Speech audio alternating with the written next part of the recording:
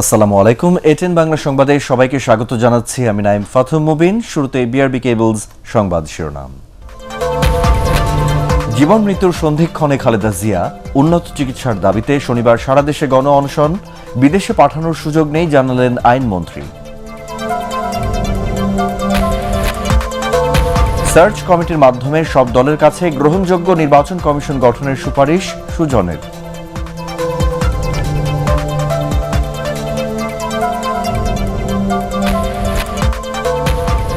Sitting সার্ভিসের নামে নৈরাজ্য বন্ধের দাবি যাত্রী কল্যাণ সমিতির।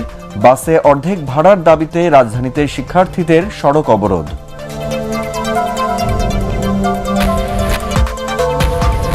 আগামী বছরও এইচএসসি পরীক্ষা সংক্ষিপ্ত আকারে, স্কুলে স্কুলে গিয়ে ভ্যাকসিন দেবেন টিকাকর্মীরা।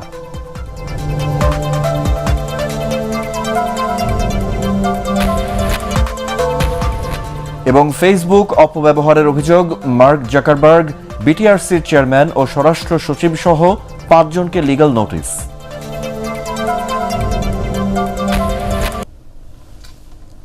শুনছিলেন বিআরবি কেবলস সংবাদ শিরোনাম। এবারে বিস্তারিত। জীবন মৃত্যুর সন্ধিক্ষণে বিএনপি চেয়ারপারসন বেগম খালেদা জিয়াকে বিদেশে চিকিৎসার সুযোগ না দিয়ে সরকার চরম অমানবিক কাজ করছে বলে মন্তব্য করেছেন বিএনপি মহাসচিব মির্জা ফখরুল ইসলাম আলমগীর। সংবাদ সম্মেলনে তিনি জানান, দেশের সর্বোচ্চ চিকিৎসায়ও তার অবস্থার কোনো উন্নতি হচ্ছে না। খালেদা জিয়ার মুক্তি ও বিদেশে উন্নত চিকিৎসার দাবিতে 20 নভেম্বর শনিবার সারা দেশে গণ অনশন কর্মসূচি ঘোষণা করেছে বিএনপি। কামরুজ্জামান রাজীবের রিপোর্ট। চেয়ারপারসনের গুলশান কার্যালয়ে জরুরি সংবাদ সম্মেলনে রাজধানীর এভার কেয়ার হাসপাতালে চিকিৎসাধীন খালেদা জিয়ার সবশেষ শারীরিক অবস্থা তুলে ধরেন বিএনপি মহাসচিব। তিনি জানান, দেশের চিকিৎসায় খালেদা জিয়ার অবস্থার তেমন কোনো উন্নতি হচ্ছে না। চিকিৎসকরা জানিয়েছেন, বিদেশে উন্নত চিকিৎসার মাধ্যমে খালেদা জিয়ার শারীরিক অবস্থার উন্নতি সম্ভব। এই দেশে সম্ভব নয় অতিরিক্ত চিকিৎসা বা উন্নত চিকিৎসা। এটা আমাদের মেডিকেল বোর্ড বারবার আমাদেরকে সুস্পষ্টভাবে জানিয়ে দিয়েছেন এবং বিদেশের উন্নত সেন্টারে দ্রুত ট্রান্সফার করার পরামর্শ দিয়েছেন। এবং এই কথা স্পষ্টভাবেই তারা আমাদের বলেছেন যে ম্যাডাম এখন এমন একটা অবস্থায় আছেন যেটা সমাধানযোগ্য, কিন্তু সময়োপযোগী সঠিক উন্নত চিকিৎসা না পেলে উনি যে কোনো মুহূর্তে এমন এক অবস্থায় যেতে পারেন যখন কোনো চিকিৎসাই কার্যকর হবার সুযোগ থাকবে না। এ সময় খালেদা জিয়ার মুক্তি ও বিদেশে চিকিৎসার বিষয়ে আইনমন্ত্রীর বক্তব্যের সমালোচনা করে তিনি বলেন, খালেদা জিয়ার বিদেশে চিকিৎসার জন্য আইনে কোনো সুযোগ নেই, এটা ঠিক নয়। বেগম জিয়ার মুক্তি ও বিদেশে উন্নত চিকিৎসার দাবিতে শনিবার সারা দেশে গণ অনশন কর্মসূচি ঘোষণা করেন মির্জা ফখরুল। ল মিনিস্টার সাহেব পার্লামেন্টে যে বক্তব্যটা দিয়েছেন যে আপনার আইন নেই, এটা সঠিক নয়। এটা সম্পূর্ণভাবে সরকারের এখতিয়ার। যে আবেদন করা হয়েছে সেই আবেদনটা তো আবার নতুন করে করা হয়েছে, ওই আবেদনের উপর ভিত্তি নেই, নতুন করে করা হয়েছে এবং এখন এটা সরকারের উপর নির্ভর করছে যে তারা দেশনেত্রী বেগম খালেদা জিয়াকে বাইরে চিকিৎসার জন্য সুযোগ দেবেন কি দেবেন না। এদিকে জাতীয় প্রেস ক্লাবে আরেক আলোচনা সভায় খালেদা জিয়ার অসুস্থতা নিয়ে রাজনীতি না করে তাকে উন্নত চিকিৎসার সুযোগ দেওয়ার আহ্বান জানান বিএনপি মহাসচিব। গণতন্ত্রকে নস্যাৎ করতেই খালেদা জিয়াকে উন্নত চিকিৎসার সুযোগ থেকে বঞ্চিত করা হচ্ছে বলেও এ সময় অভিযোগ করেন বিএনপি নেতারা। কামরুজ্জামান রাজীব, এটিএন বাংলা, ঢাকা। আইনের বাইরে গিয়ে বিএনপি নেত্রী খালেদা জিয়ার বিদেশে চিকিৎসার ব্যবস্থা করার কোনো সুযোগ নেই বলে আবারও জানিয়েছেন আইনমন্ত্রী আনিসুল হক। সংসদ অধিবেশনে বিএনপি সংসদ সদস্যদের দাবির প্রেক্ষিতে মন্ত্রী একথা জানান। এ সময় খালেদা জিয়ার কিছু হলে তার দায় আওয়ামী লীগকে বহন করতে হবে বলে হুঁশিয়ারি দেন বিএনপি সংসদ সদস্যরা। আপেল মাহমুদের রিপোর্ট। পয়েন্ট অফ অর্ডারে দাঁড়িয়ে মানবিক বিবেচনায় খালেদা জিয়াকে বিদেশে চিকিৎসা করাতে প্রধানমন্ত্রী শেখ হাসিনার দৃষ্টি আকর্ষণ করেন বিএনপি সাংসদ গোলাম মোহাম্মদ সিরাজ। বিদেশে চিকিৎসা পাওয়া খালেদা জিয়ার মৌলিক অধিকার বলেও দাবি করেন তিনি। মাননীয় প্রধানমন্ত্রীকে অনুরোধ করতে চাই, অন্তত মানবিক কারণে দেশের সাবেক প্রধানমন্ত্রীকে 2-1 দিনের মধ্যে জামিন দিয়ে বিদেশে পাঠানো হোক, নচেত কিছু একটা হয়ে গেলে এর দায়ভার আজীবন আওয়ামী লীগকে বহন করতে হবে। মানুষ স্পিকার, তবে এ ব্যাপারে ভিন্ন মত পোষণ করেন আইনমন্ত্রী আনিসুল হক। বেগম খালেদা জিয়ার ব্যাপারে যেই সব শারীরিক তথ্য দিচ্ছেন তাকে কিন্তু সঠিকভাবে চিকিৎসা করা হচ্ছে এবং সেই চিকিৎসায় তারা সন্তুষ্ট কি অসন্তুষ্ট সেটা ওনাদের ব্যাপার, কিন্তু একজন সাজাপ্রাপ্ত, যার সাজা স্থগিত রেখে তাকে মুক্তি দেওয়া হয়েছে 401 ধারা। সেই 401 ধারায় কোনো প্রভিশন নাই যে একটা নিষ্পত্তিযোগ্য বা নিষ্পত্তিকৃত আবেদনকে আবার পুনর্বিবেচনা করার। এদিকে সংসদে নিবন্ধন বাধ্যতামূলক করে ট্যুর অপারেটর ও ট্যুর গাইড বিল এবং মিথ্যা তথ্য দিয়ে গৃহঋণ নিলে 5 বছরের সাজার বিধান রেখে হাউস বিল্ডিং ফাইন্যান্স কর্পোরেশন বিল আইন করার প্রস্তাবে সম্মতি দেয় জাতীয় সংসদ। এ সময় টেবিলে উত্থাপিত প্রশ্ন উত্তরে করোনা টিকায় খরচ কত তা বলতে অসম্মতি জানান স্বাস্থ্যমন্ত্রী জাহিদ মালেক। স্বাধীনতার সুবর্ণ জয়ন্তী উপলক্ষে জাতীয় সংসদে 24 ও 25 নভেম্বর বিশেষ আলোচনার কথা জানান স্পিকার। স্বাধীনতার সুবর্ণ জয়ন্তী উপলক্ষে জাতীয় সংসদে বিশেষ আলোচনা অনুষ্ঠিত হবে। Apple Mahmud, ATN Bangla, Dhaka. নির্বাচন কমিশন নিয়োগ আইনের রূপরেখা আইনমন্ত্রীর কাছে জমা দিয়েছে সুশাসনের জন্য নাগরিক সুজন। এতে 7 সদস্যের সার্চ কমিটির মাধ্যমে সব দলের কাছে গ্রহণযোগ্য ব্যক্তিকে নির্বাচন কমিশনার ও প্রধান নির্বাচন কমিশনার নিয়োগের সুপারিশ করা হয়। আইনমন্ত্রী জানান, এ ধরনের আইন করতে আলোচনা করছে সরকার, তবে সময় স্বল্পতার কারণে এখনই তা সম্ভব নয়। এবারও নতুন নির্বাচন কমিশন আগের নিয়মে গঠন করবেন রাষ্ট্রপতি। এদিকে সংবিধান বিশেষজ্ঞ শাহদিন মালিক জানিয়েছেন, সরকার চাইলে এই সময়ের মধ্যেই আইন করা সম্ভব। আগামী 14 ফেব্রুয়ারি শেষ হচ্ছে বর্তমান নির্বাচন কমিশনের মেয়াদ। সার্চ কমিটি যাদেরকে নিয়োগ দেবে, যাদের নাম সুপারিশ করবেন, তাদের কোন যুক্তিতে তারা সুপারিশ করছেন এই বিষয়টা যদি প্রকাশ করা হয় এবং কি যোগ্যতার বলে কি এই যে যুক্তিতে তারা তাদের নাম তারা করেছেন, সুপারিশ করেছেন, এগুলো যদি করা হয়, অর্থাৎ যে জনগণকে যদি আস্থায় নেওয়া হয় এবং আমরা যদি যাদের ব্যাপারে সুপারিশ করা হচ্ছে তারা যদি জানে এই আগের থেকে, তাহলে ওই যে সঠিক ব্যক্তিরা নিয়োগ পাওয়ার সম্ভাবনা উজ্জ্বল হয়। গণতন্ত্র ও আইনি শাসন না থাকায় দেশে সন্ত্রাসীদের রাজত্ব চলছে বলে অভিযোগ করেছেন গণ অধিকার পরিষদের সদস্য সচিব নুরুল হক নূর। বুধবার টাঙ্গাইলের সন্তোষে মাওলানা ভাসানীর সমাধিতে শ্রদ্ধা নিবেদনের সময় নেতাকর্মীদের উপর ছাত্রলীগের হামলার প্রতিবাদে আয়োজিত সংবাদ সম্মেলনে এই অভিযোগ করেন নূর। রাজধানীর পল্টনে গণ অধিকার পরিষদের কার্যালয়ে আয়োজিত সংবাদ সম্মেলনে আহ্বায়ক ডক্টর রেজা কিবরিয়া অভিযোগ করেন, হামলায় আহত নেতাকর্মীরা পুলিশের সহযোগিতা চাইলে ঊর্ধ্বতন কর্মকর্তারা সে সময় নীরব ভূমিকা পালন করেন। বিএনপি চেয়ারপারসন বেগম খালেদা জিয়াকে বিদেশে সুচিকিৎসার সুযোগ করে না দেয়াকে অমানবিক বলেও এ সময় মন্তব্য করেন বক্তারা। সরকারি দলের নেতাকর্মীরা লাগামহীন পাগলা ঘোড়ায় পরিণত হয়েছে, যে যাদেরকে সরকার নিয়ন্ত্রণ করতে পারছে না। যদি আমাদের কোনো নেতাকর্মী প্রাণহানির ঘটে, এর দায়ভার সম্পূর্ণ এই সরকার এবং এই সরকার এড়াতে পারবে না। সেই ক্ষেত্রে সরকার যদি এই সমস্ত ঘটনাগুলোতে সংশ্লিষ্ট বা জড়িত না থাকে, তাহলে যারা জড়িত তাদেরকে আইন শৃঙ্খলা বাহিনীর মাধ্যমে খুঁজে বের করে তাদের বিরুদ্ধে ব্যবস্থা নিয়ে। রেজা কিবরিয়া ও ডাকসুর সাবেক ভিপি নূরের উপর হামলার ঘটনাকে দুঃখজনক বলেছেন আওয়ামী লীগ সাধারণ সম্পাদক ওবায়দুল কাদের। সাম্প্রতিক প্রতিটি অঘটনের সাথে বিএনপি ও তার সাম্প্রদায়িক দোসররা জড়িত বলে মন্তব্য করেছেন তিনি। দলের যুগ্ম সাধারণ সম্পাদক মাহবুবুল আলম হানিফ বলেন, বেগম জিয়ার স্বাস্থ্যকে প্রধান ইস্যু বানিয়ে এখন রাজনীতি করছে বিএনপি। রাজধানীতে পৃথক দুটি অনুষ্ঠানে এসব কথা বলেন তারা। আরও জানাচ্ছেন সৈয়দ রিয়াজ। গণতন্ত্রের অগ্রযাত্রায় বিএনপি পদে পদে বাধা সৃষ্টি করছে বলে মন্তব্য করেন আওয়ামী লীগ সাধারণ সম্পাদক ওবায়দুল কাদের। জনগণের ভোটে নির্বাচিত হয়ে যারা সংসদে না গিয়ে জনমতকে অসম্মান করে, তাদের মুখে গণতন্ত্রের কথা মানায় না বলেও মনে করেন তিনি। সাম্প্রতিককালে প্রতিটি অঘটনের সাথে বিএনপি এবং তার সাম্প্রদায়িক দোসররা জড়িত। তারাই শীর্ষ পর্যায় থেকে হত্যা সন্ত্রাসের মদত দেয়। গণ অধিকার পরিষদের নেতৃবৃন্দের উপর হামলা দুঃখজনক ও নিন্দনীয় ঘটনা। আমি মাননীয় স্বরাষ্ট্রমন্ত্রীর সঙ্গে এ ব্যাপারে কথা বলেছি। তিনি জানিয়েছেন এ হামলার ব্যাপারে তদন্ত চলছে এবং হামলাকারীদের আইনের আওতায় আনা হবে। এদিকে রাজধানীর শিরডাপ মিলনায়তনে এক আলোচনা সভায় মাহবুবুল আলম হানিফ বলেন, ব্যক্তি স্বার্থে রাজনীতি করার কারণে বিএনপি আজ জনবিচ্ছিন্ন।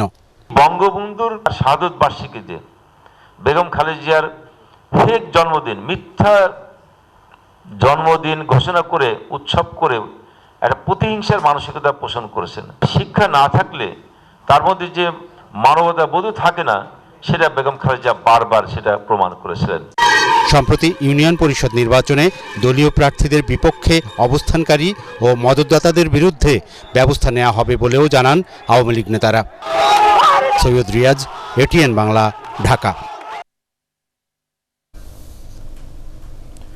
জাতিসংঘে প্রথমবারের মতো সর্বসম্মতিক্রমে পাশ হল রোহিঙ্গা বিষয়ক প্রস্তাব। যৌথভাবে প্রস্তাবটি উত্থাপন করে ওআইসি এবং ইউরোপীয় ইউনিয়ন। এই সংকট সমাধানে আন্তর্জাতিক সম্প্রদায়ের দৃঢ় প্রতিশ্রুতিরই প্রতিফলন বলে মনে করে বাংলাদেশ। তবে এ বিষয়ে এখন জাতিসংঘ নিরাপত্তা পরিষদের উদ্যোগ জরুরি বলে জানিয়েছেন পররাষ্ট্রমন্ত্রী ডক্টর এ কে আব্দুল মোমেন।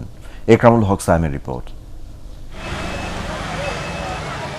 নানা উদ্যোগ নিয়েও 5 বছরে এগোয়নি রোহিঙ্গা প্রত্যাবাসন প্রক্রিয়া, বরং শরণার্থী শিবিরে অস্থিরতা সহ সংকট আরও জটিল হচ্ছে।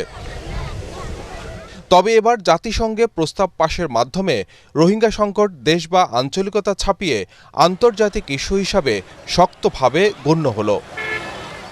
রোহিঙ্গাদের সুরক্ষার বিষয়ে মুসলিম দেশগুলোর জোট ওআইসি ও ইউরোপীয় ইউনিয়নের উপস্থাপিত প্রস্তাবে যুক্তরাষ্ট্র, কানাডা, অস্ট্রেলিয়া, জাপান, দক্ষিণ কোরিয়া সহ 107টি দেশ সমর্থন দিয়েছে। প্রস্তাবে রোহিঙ্গাদের আশ্রয়, মানবিক সহায়তা ও করোনার টিকায় তাদের অন্তর্ভুক্ত করায় প্রশংসা করা হয় বাংলাদেশের। কক্সবাজারে আশ্রয় শিবির থেকে রোহিঙ্গাদের একটি অংশকে ভাসানচরে স্থানান্তর এবং সেখানে অবকাঠামো সহ বিভিন্ন সুযোগ সুবিধা তৈরিতে বাংলাদেশের উদ্যোগকে স্বীকৃতিও দেওয়া হয়। মিয়ানমারে নবনিযুক্ত জাতিসংঘ মহাসচিবের বিশেষ দূতকে স্বাগত জানিয়ে দেশটিকে সম্পৃক্ত করে একটি কর্মপরিকল্পনা নির্ধারণের কথা বলা হয় প্রস্তাবে। জেনেভাতে we had a consensus resolution, আর এইবারে এই প্রথম জাতিসংঘে there is a consensus resolution which includes the issue of this displaced people of Myanmar known as Rohingya. So we are very happy. বর্তমানে বাংলাদেশে আশ্রয় নেওয়া রোহিঙ্গা শরণার্থীর সংখ্যা 11 লাখের বেশি। জাতিসংঘে শক্তিশালী ম্যান্ডেট নিয়ে প্রস্তাব পাশের মাধ্যমে রোহিঙ্গা সংকট সমাধানে তৈরি হয়েছে নতুন আশার সঞ্চার। ইকরামুল হক সায়েম, এটিএন বাংলা, ঢাকা। এইচএসসি পরীক্ষার্থীদেরকে অন্তত 1 ডোজ টিকা দেওয়ার যে পরিকল্পনা নেওয়া হয়েছিল তা বাস্তবায়ন সম্ভব নাও হতে পারে বলে জানিয়েছেন শিক্ষামন্ত্রী ডক্টর দীপু মনি। সচিবালয়ে এইচএসসি পরীক্ষা উপলক্ষে আয়োজিত সংবাদ সম্মেলনে কথা জানান তিনি।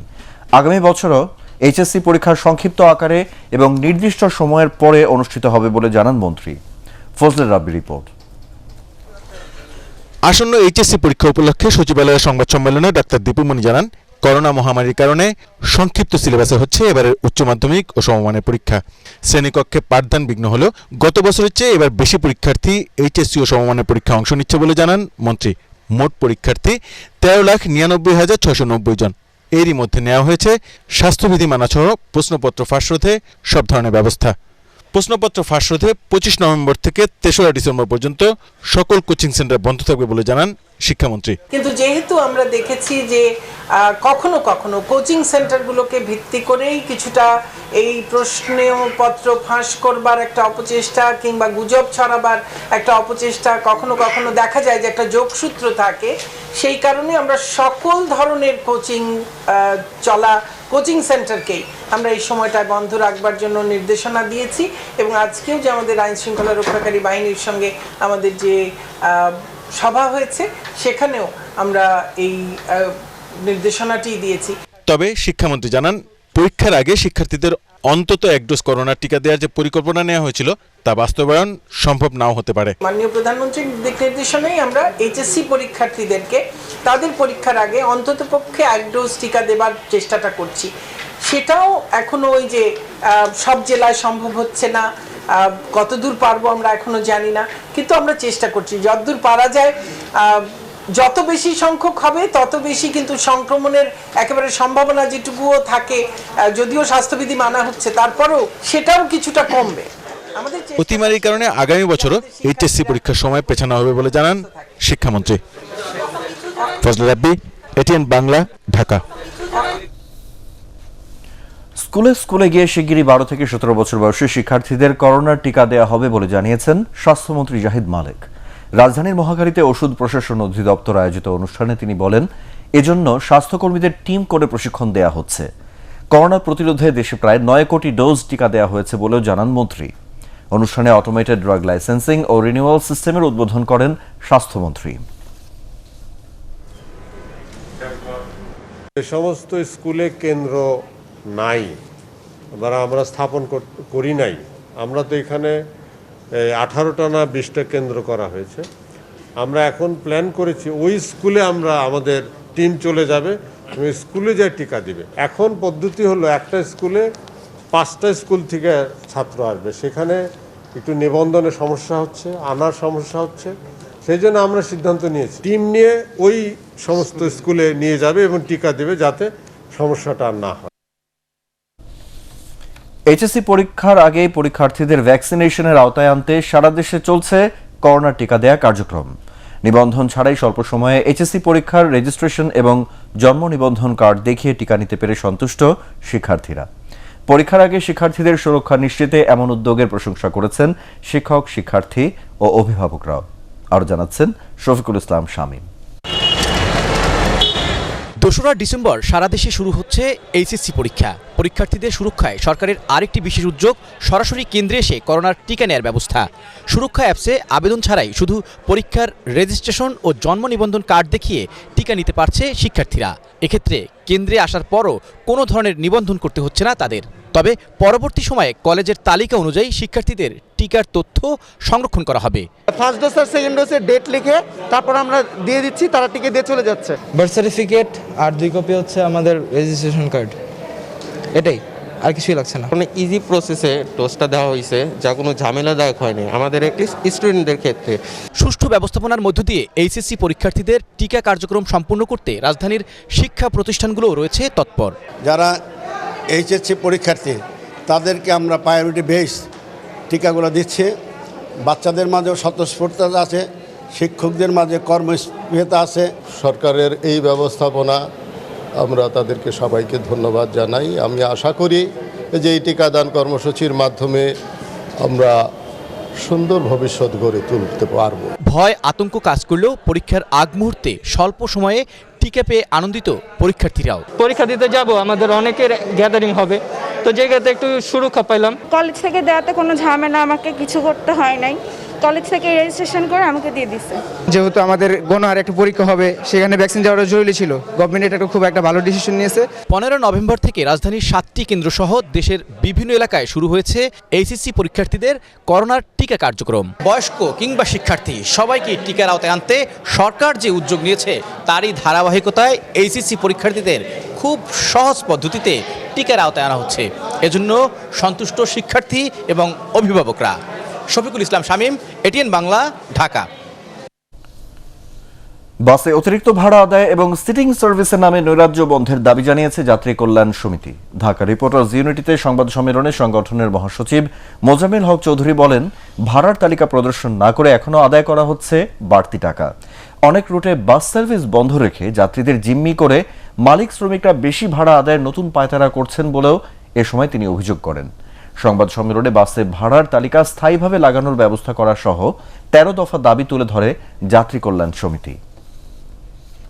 নানা অনিয়মের মধ্য দিয়ে অযৌক্তিক ও ভুয়া হিসাব দেখিয়ে তেলের দামের চেয়ে বেশ কয়েক গুণ বাড়তি ভাড়া বাড়িয়ে নিয়েও এখন রুটে রুটে তারা বাস বন্ধ করে দিয়ে যাত্রীদের জিম্মি করে আরও 3-4 গুণ বাড়তি ভাড়া আদায়ের বিষয়টি জায়েজ করার পায়তারা চালাচ্ছে। আমরা অনতিবিলম্বে একসাটিয়ে বাড়ানো গণপরিবহন ভাড়া বাতিল করে যাত্রী প্রতিনিধি সমন্বয়ে একটি ন্যায্য ও গ্রহণযোগ্য ভাড়া নির্ধারণে সরকারের হস্তক্ষেপ কামনা করছি। বাসে অর্ধেক ভাড়া চালু ও শিক্ষার্থীদের সঙ্গে পরিবহন শ্রমিকদের অসদাচরণের প্রতিবাদে রাজধানীর মিরপুর রোড প্রায় 1 ঘন্টা অবরোধ করে রাখে ঢাকা কলেজের শিক্ষার্থীরা। সকালে বিক্ষুব্ধ ছাত্ররা ওই সড়কে অবস্থান নেওয়ার পর যান চলাচল বন্ধ হয়ে যায়। এ সময় রাজধানীতে দেখা দেয় তীব্র যানজটের। পরে পুলিশ গিয়ে পরিস্থিতি স্বাভাবিক করে। তবে আগামী শনিবারের মধ্যে ছাত্রছাত্রীদের জন্য বাসে হাফ পাস চালু করা না হলে কঠোর আন্দোলনের হুঁশিয়ারি দেন শিক্ষার্থীরা। সেটা শিক্ষার্থীদের জন্য হাফ ভাড়া করছে, তার মানে এই যে পাওয়ার সমস্যা সেটা আমরা শিক্ষার্থীরা কিভাবে সহ্য করবো? সকল ব্যানারের আমাদের একটাই দাবি থাকবে যে সকল স্টুডেন্টদের কাছ থেকে ঠিক আছে হাফ পাস নিতে হবে। গণপরিবহনে কেউ অতিরিক্ত ভাড়া আদায় করলে তার বিরুদ্ধে আইনি ব্যবস্থা নেওয়া হবে বলে জানিয়েছেন স্বরাষ্ট্রমন্ত্রী আসাদুজ্জামান খান কামাল। রাজধানীর তেজগাঁও মহিলা কলেজে উচ্চ মাধ্যমিক সার্টিফিকেট পরীক্ষার্থীদের বিদায় অনুষ্ঠান শেষে তিনি একথা জানান। মন্ত্রী বলেন, পরিবহন মালিক ও শ্রমিকদের সাথে আলোচনা করে নতুন বাস ভাড়া নির্ধারণ করা হয়েছে, এতে কোনো জটিলতা থাকার কথা নয়। এদিকে শিক্ষার্থীদের গণপরিবহনে হাফ ভাড়ার দাবিতে ঢাকা কলেজের শিক্ষার্থীদের সড়ক অবরোধ প্রসঙ্গে স্বরাষ্ট্রমন্ত্রী আরও জানান, ডিজেলের মূল্য বৃদ্ধির সাথে হাফ ভাড়ার কোনো সম্পর্ক নেই, এটা তাদের পুরনো দাবি, যা টাস্ক ফোর্সের মাধ্যমে পর্যায়ক্রমে বাস্তবায়ন করা হবে বলে। ভাড়া বৃদ্ধির এটা অ্যামাউন্টটা আনুপাতিক হারে আমাদের পরিবহন মালিক শ্রমিকদের সঙ্গে বসে এটা তারা যৌথভাবে সিদ্ধান্ত নিয়েছে। তারা যদি কেউ এর চেয়ে বেশি ভাড়া নেয় অবশ্যই আমরা তারা আইনের আওতায় নিয়ে আসবো। আর আমরা এখন দেখছি যে তারা কিভাবে এটা ফলো করছে। আন্তর্জাতিক নীতিমালা অনুযায়ী ফেসবুক পরিচালনার জন্য ফেসবুকের প্রধান নির্বাহী মার্ক জাকারবার্গ, বিটিআরসি চেয়ারম্যান, স্বরাষ্ট্র সচিব সহ 5 জনকে লিগ্যাল নোটিশ দেওয়া হয়েছে। সাংবাদিক সেলিম সামাদ সহ 4 ব্যক্তি এই নোটিশ পাঠান। নোটিশকারীদের আইনজীবী জানান, নোটিশে ফেসবুকের অপব্যবহার রোধে আন্তর্জাতিক নীতিমালা অনুযায়ী পরিচালনা করতে ব্যবস্থা নিতে বলা হয়েছে। 3 দিনের ব্যবস্থা না নিলে পরবর্তী আইনগত পদক্ষেপ নেওয়া হবে বলে জানান তিনি। নাগরিকের অনুরোধের ফলে আমরা এই শারদীয় দুর্গোৎসবের সময় দেখেছি যে কিভাবে ফেসবুকের মাধ্যমে, সামাজিক যোগাযোগ মাধ্যম ফেসবুককে ব্যবহার করে এই হেইট স্পিচ ছড়িয়ে দেওয়ার মাধ্যমে সারা বাংলাদেশে কমিউনাল ভায়োলেন্স ছড়িয়ে পড়েছে। সরকারের কাছে আমরা জানতে চেয়েছি কেন এই যে হেইট স্পিচ নিয়ন্ত্রণে ফেসবুককে কেন আন্তর্জাতিক এবং জাতীয় নীতিমালা মানতে বাধ্য করা হবে না, সেটির জন্য আমরা তাদেরকে এই লিগ্যাল নোটিশটি দিয়েছি। চট্টগ্রামে বর্জ্য থেকে বিদ্যুৎ উৎপাদন প্রকল্প হাতে নেওয়া হয়েছে। আগামী বছরের মধ্যেই তা বাস্তবায়ন করা হবে বলে জানিয়েছেন বিদ্যুৎ, খনিজ ও জ্বালানি সম্পদ প্রতিমন্ত্রী নসরুল হামিদ। দুপুরে চট্টগ্রামের একটি হোটেলে আয়োজিত রিহ্যাব ফেয়ারের উদ্বোধনী অনুষ্ঠানে তিনি একথা জানান। মুজিব বর্ষ উপলক্ষে এবছরের ডিসেম্বরের মধ্যে দেশকে 100% বিদ্যুতের আওতায় আনা হচ্ছে বলেও জানান প্রতিমন্ত্রী। এবারের মেলায় আর্থিক প্রতিষ্ঠান ও বিল্ডিং ম্যাটেরিয়ালস সহ 71টি স্টল অংশ নিয়েছে। অনুষ্ঠানে রিহ্যাবের প্রেসিডেন্ট আলমগীর শামসুল আলামিন ও সিটি মেয়র রেজাউল করিম চৌধুরী অন্যান্যের মধ্যে উপস্থিত ছিলেন। এবারে আল আরফা ইসলামী ব্যাংক অর্থ সংবাদ।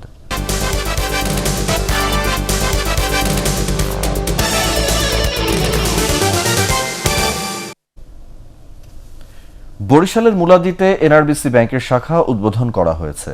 শাখাটির উদ্বোধন করেন বরিশাল 3 আসনের সংসদ সদস্য গোলাম কিবরিয়া টিপু ও এনআরবিসি ব্যাংকের ব্যবস্থাপনা পরিচালক ও ব্যাংকের প্রধান নির্বাহী গোলাম আউলিয়া। মুলাদি উপজেলা নির্বাহী অফিসার নূর মোহাম্মদ হুসাইনি, উপজেলা জাতীয় পার্টির সভাপতি হারুনুর রশিদ খান, এনআরবিসি ব্যাংকের বরিশাল ও খুলনা জোনের প্রধান মাকসুদ হারুন এ সময় অন্যান্যের মধ্যে উপস্থিত ছিলেন। ঢাকা উত্তর সিটি কর্পোরেশনে আরও 35টি পাবলিক শৌচাগার নির্মাণের বাজেট থাকলেও জায়গার অভাবে তা তৈরি করা যাচ্ছে না বলে জানিয়েছেন মেয়র আতিকুল ইসলাম। রাজধানীর একটি হোটেলে বিশ্ব টয়লেট দিবস উপলক্ষে আয়োজিত গোল টেবিল বৈঠকে তিনি একথা জানান। নগরবাসীকে নিজ উদ্যোগেই পয়ঃনিষ্কাশনের ব্যবস্থা করতে হবে উল্লেখ করে মেয়র আরও বলেন, 6 মাসের মধ্যে বাড়ির মালিকদের নিজ জায়গায় সেপটিক ট্যাঙ্ক তৈরি করতে হবে, তা না হলে কঠোর ব্যবস্থা নেওয়া হবে।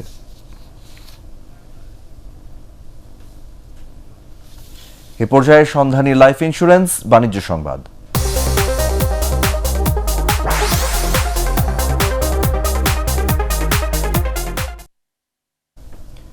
মাস্টারকার্ড এক্সেলেন্স অ্যাওয়ার্ড ঘোষণা করল মাস্টারকার্ড বাংলাদেশ।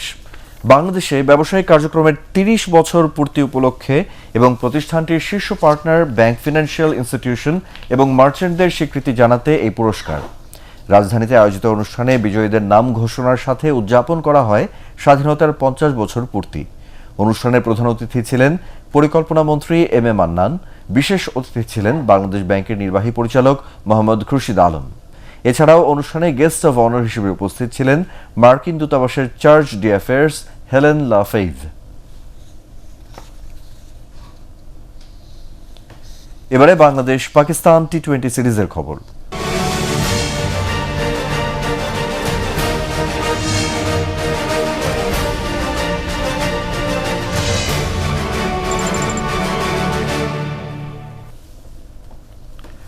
পাকিস্তানের বিপক্ষে টি-20 সিরিজ চ্যালেঞ্জিং হবে বলে মনে করেন বাংলাদেশের অধিনায়ক মাহমুদুল্লাহ। আর নিজ দেশে স্বাগতিক বাংলাদেশকে হালকাভাবে নেওয়ার সুযোগ নেই বলে জানান পাকিস্তানের অধিনায়ক বাবর আজম। শুক্রবার দুপুর 2টায় মিরপুর শেরে বাংলা স্টেডিয়ামে 3 ম্যাচ সিরিজের প্রথম টি-20তে মুখোমুখি হবে দুদল। বিস্তারিত জানাচ্ছেন পরাগ আরমান। মরুর দেশে বিশ্বকাপ ব্যর্থতার পর ব্যাপক পরিবর্তন আনা হয়েছে বাংলাদেশ দলে। সাকিব মুশফিক সহ বিশ্বকাপ খেলা 6 জনকে বাইরে রেখে দল গঠন করে বিসিবি। সিনিয়র বলতে অধিনায়ক মাহমুদুল্লাহ। এ যেন টি-20তে নতুন যুগের অপেক্ষায় বাংলাদেশ।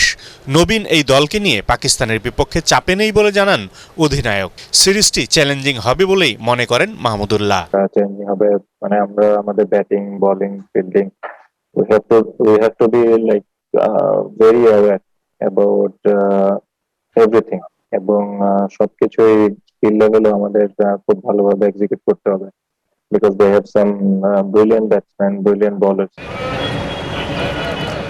সেমিফাইনাল থেকে বিদায় নেয় টি-20 বিশ্বকাপ শেষের আগেই বাংলাদেশে আসে পাকিস্তান। দীর্ঘ 6 বছর পর তাদের বাংলাদেশ সফর। দুই দলের শেষ 3 মোকাবেলার প্রতিটিতেই জিতেছে পাকিস্তান।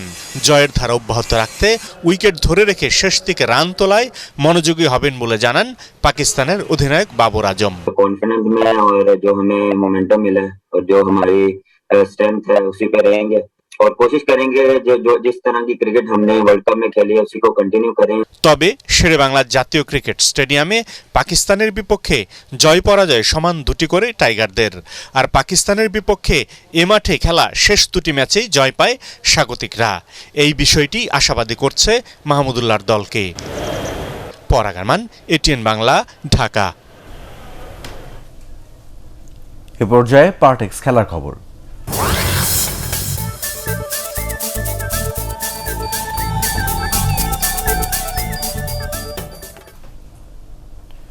পাকিস্তানের বিপক্ষে সিরিজে মাঠে ফেরার সুযোগ পাচ্ছেন দর্শকরা। করোনা ভাইরাস মহামারীর কারণে প্রায় 2 বছর মাঠে প্রবেশের অনুমতি পাননি তারা।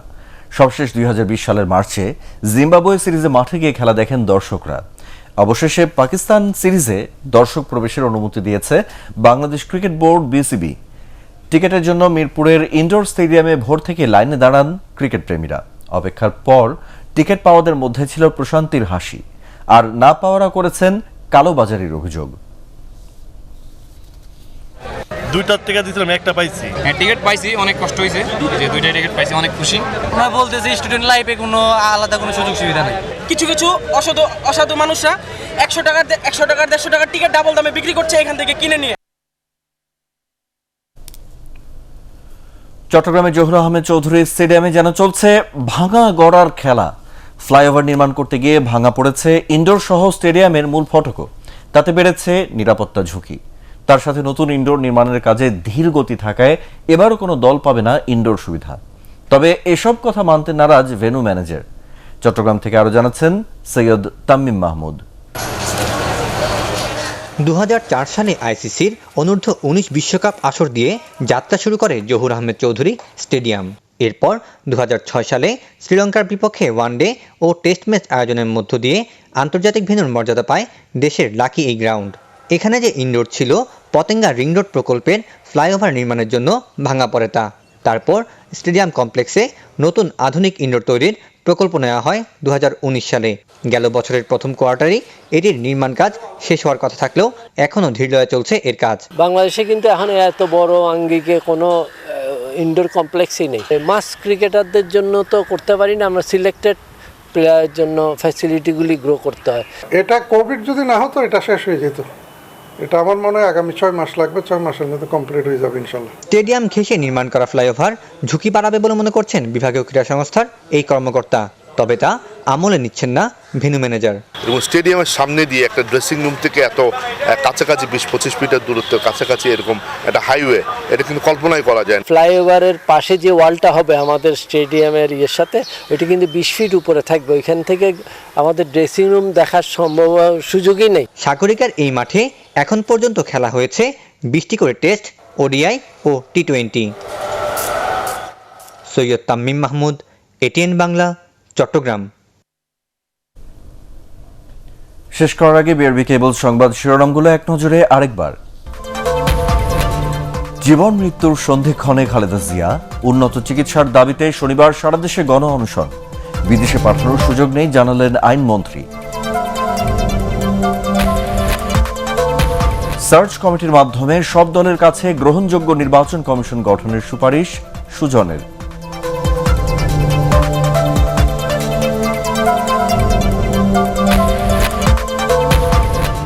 সিটিং সার্ভিসের নামে নৈরাজ্য বন্ধের দাবি যাত্রী কল্যাণ সমিতির, বাসে অর্ধেক ভাড়ার দাবিতে রাজধানীতে শিক্ষার্থীদের সড়ক অবরোধ। আগামী বছরও এইচএসসি পরীক্ষার সংক্ষিপ্ত আকারে স্কুলে স্কুলে গিয়ে ভ্যাকসিন দেবেন টিকাকর্মীরা।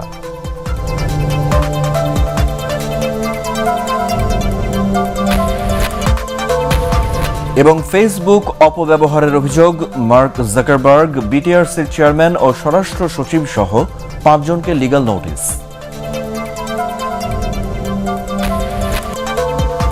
পরবর্তী সংবাদ দেখার আমন্ত্রণ জানিয়ে এখনকার মতো শেষ করছি। করোনা ভাইরাস থেকে নিজেকে সুরক্ষিত রাখতে মাস্ক পরুন, বারবার হাত পরিষ্কার করুন। এটিএন বাংলা সংবাদ ইউটিউবে দেখতে ব্রাউজ করুন youtube/ATN Bangla News। ধন্যবাদ।